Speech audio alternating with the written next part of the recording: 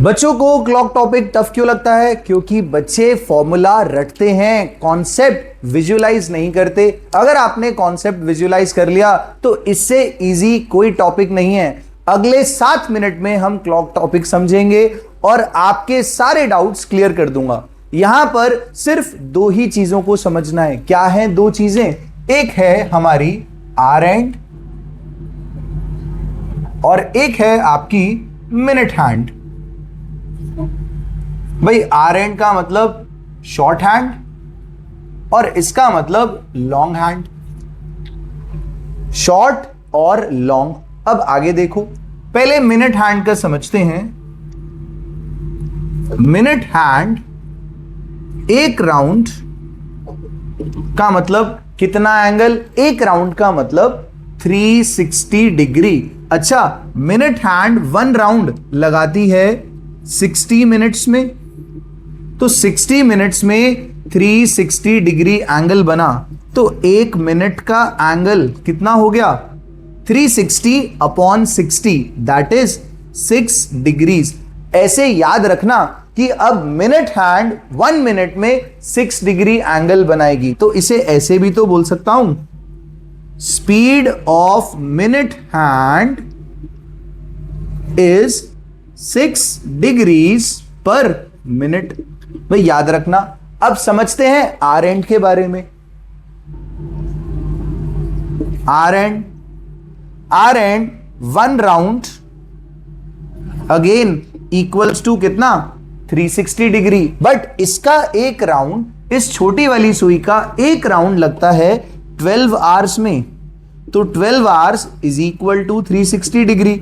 इसका मतलब 1 आवर हो गया 360 अपॉन 12, कितना आ गया?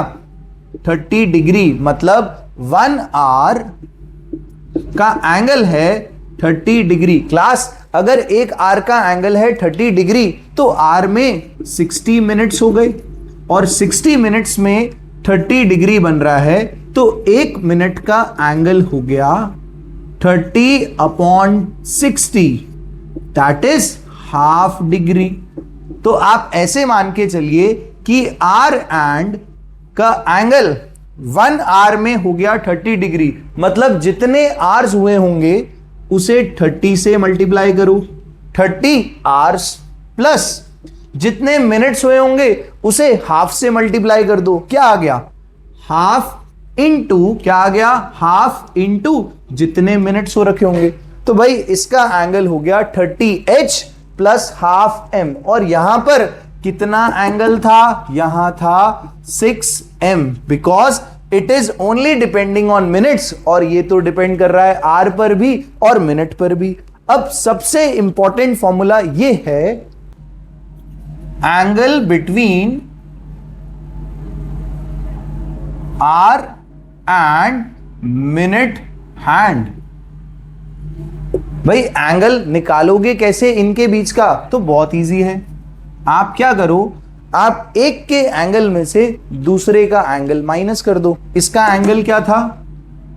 30h plus half m minus minute hand का एंगल। भाई मिनट हैंड का एंगल इज 6m, माइनस कर दो 6m।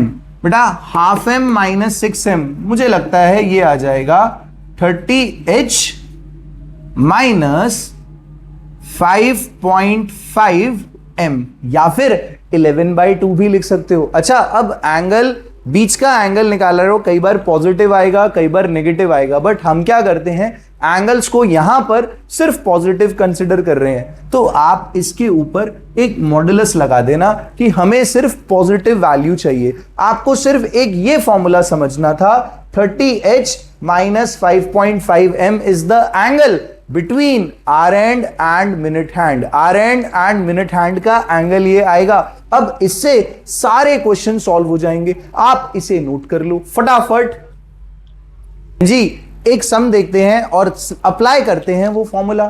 Eight what time do the hands of the clock meet between 4 and 5? बेटा 4 and 5 पर विजुअलाइज करना। इफ इट इज 4 o'clock तो हमारी हैंड्स जो हैं वो कहां पर होंगी? भाई आपका शॉर्ट हैंड होगा 4 पर और लॉन्ग हैंड होगा 12 पर। भाई ये हो गया 4 o'clock। अब 4 से 5 के बीच में when will the hands meet each other? एक बात बताओ, अगर हैंड्स एक दूसरे को मीट कर जाएं, भाई एक दूसरे के ऊपर ही आ जाएं, तो बीच का एंगल कितना हो जाएगा? 0। बिल्कुल, अगर क्लॉक मीट ही कर गए, हैंड्स मीट ही कर गए, तो एंगल हो गया 0। मैंने अभी एंगल का फॉर्मूला बताया, A is equals to 30H minus 5.5M। अब यहां पर एंगल की वैल्यू है 0, सब्स्टिट्यूट कर दो। 0 is equals to 30 into H। H मतलब आवर्स, कितने आवर्स हो चुके हैं? 4 आवर्स, तो 30 इंटू 4 माइनस 5.5M। भाई 5.5 को आप 11/2 भी लिख सकते हो, M वही तो फाइंड करना है बेटा। अब यहां पर मॉड हटाओगे तो 0 पे कोई इंपैक्ट नहीं आएगा, तो 0 is equals to 120 minus 11M upon 2। ले जाओ इधर, 11M upon 2 is equal to 120। तो आपका M आ गया 120 इंटू 2 अपॉन 11। कितने मिनट्स हो गए? भाई ये हो गया 240 अपॉन 11 मिनट्स। अब 240 अपॉन 11 को सॉल्व कर लो। कैसे सॉल्व करोगे? डिवीजन कर दो। 40 अपॉन 11, ये जाएगा 11 2 जा 22, 2 आया, 20 गोज ऑन 1, 11 और 9। इसका मतलब एग्जैक्टली 21 मिनट्स तो हो चुके हैं। भाई कितने मिनट्स हो चुके हैं? 21 मिनट्स कंप्लीट हो गए, प्लस 9/11 बच गया। भाई 9 अपॉन 11 को आप सेकंड्स में चेंज कर लो। कैसे? 9 इंटू 60 अपॉन 11। बेटा जैसे ही 60 से मल्टीप्लाई किया वो सेकंड्स में चेंज हो गया। अभी 9 इंटू 60 ये हो गया हमारे लिए कितना? 540 अपॉन 11। 11 4 जा 44, 10 आया और 100 कितने पे जाएगा? 11 9 जा 99 और 1। अब आगे मत करो फर्दर, 49 सेकेंड्स तक जा रहा है, तो हमारा आंसर आ गया 21 मिनट एंड 49 सेकेंड्स। तो क्या आप मुझे टाइम बता सकते हो? बिल्कुल, 4 आवर्स के बाद 21 मिनट्स 49 सेकेंड्स, मतलब टाइम हो गया 4 आवर्स 21 मिनट्स एंड 49 सेकेंड्स। भाई इस टाइम पर एग्जैक्टली दोनों हैंड्स के बीच का एंगल हो जाएगा 0, मतलब हैंड्स एक दूसरे से मीट कर गई। एक सम और समझते हैं, फटाफट इसको नोट कर लो। हाँ जी, नेक्स्ट क्वेश्चन देखते हैं। What is the angle between hands of the clock at 8:30? सबसे पहले तो क्लॉक ड्रॉ करो। भाई एट 8:30 इसका मतलब हमारा आर एंड 8 से आगे जा चुका है, 8 से थोड़ा सा आगे या बिल्कुल बीच में बना दो 8 और 9 के। रफ फिगर बनाना बहुत जरूरी है। भाई ये हो गया आपका आर एंड, और एट 8:30 हमारा मिनट हैंड होगा 6 पर, तो 6 तक ले जाओ। अब क्वेश्चन क्या पूछ रहा है? What is the angle between them? भाई ये वाला एंगल पूछ रहा है कि इन दोनों के बीच में अभी एंगल क्या होगा। मैंने आपको फॉर्मूला बताया था, angle is equals to mod, क्या था फॉर्मूला? फॉर्मूला था 30H माइनस 11/2M।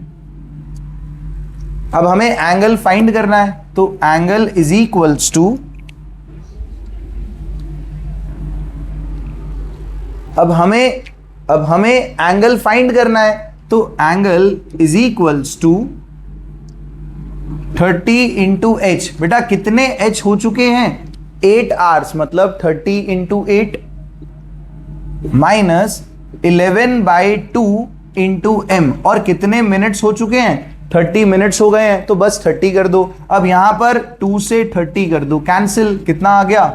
15। तो आंसर आ गया 30 इंटू 8 240 माइनस 11 इंटू 15। बेटा 15 इंटू 11 हो जाएगा 165। अब बस आप इसे सब्ट्रैक्ट कर दो, आपका आंसर आ जाएगा। हाँ, 240 में से 165 माइनस करने पर मेरे पास आ जाएगा कितना? 7। क्लास एंगल आ गया 75 डिग्री। अगर आपको कॉन्सेप्ट क्लियर हो गया हो और आप इसके मिरर वाले क्वेश्चंस भी समझना चाहते हो तो कमेंट बॉक्स में लिख दो मिरर सम्स।